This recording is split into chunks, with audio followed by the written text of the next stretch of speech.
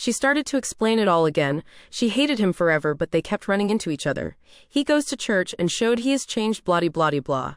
I didn't interrupt her, but when she stopped talking again, I just repeated myself. She argued more and I would just listen and repeat until she grabbed her stuff and left.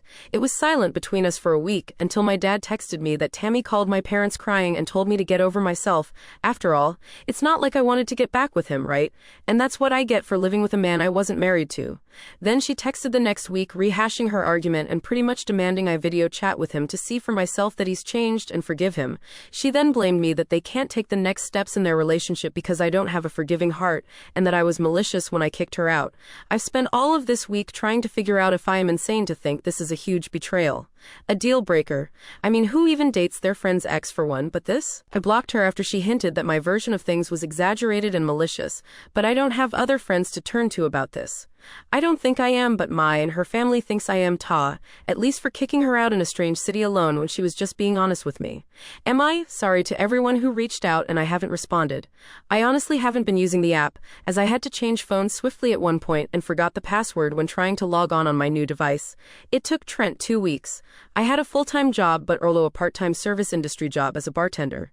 He showed up at the bar. It's a small bar and one of the regulars, Daisy F30s, is one of the folk I did confide in about Trent and Tammy. When Trent walked in, I happened to be chatting with Daisy and she saw my reaction. She asked what was wrong and then I told her that it was Trent. She wasted no time and went to get my manager.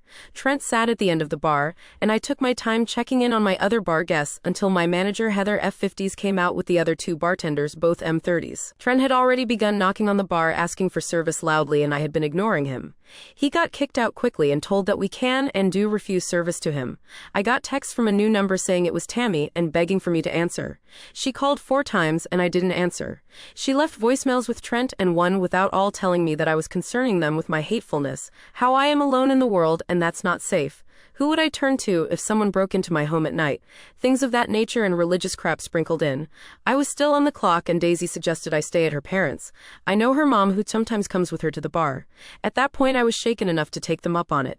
Daisy's mom, Rose F60s, has been sweet enough to let me stay rent-free for as long as I needed, but I eventually moved in with one of the servers at the bar. She helped me look for legal representation and I filed for a restraining order using screenshots I had emailed myself prior,